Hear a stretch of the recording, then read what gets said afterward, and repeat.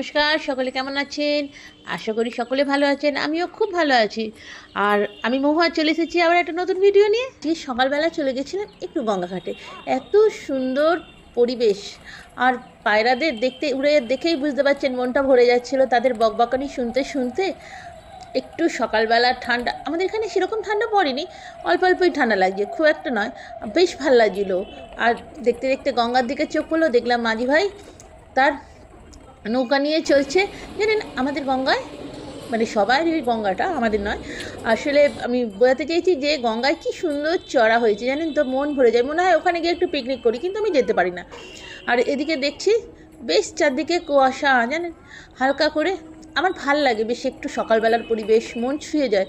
যাই হোক হচ্ছে, এইটা দেখতে দেখতে আমি না দাঁড়িয়ে থাকি যে মাঝি ভাইদের অনেক সময় মাছ ধরা পড়ে, যদি ওগুলো টাটকা মাছ জানেন তো বিক্রি করবে। খানিকক্ষণ থাকার পর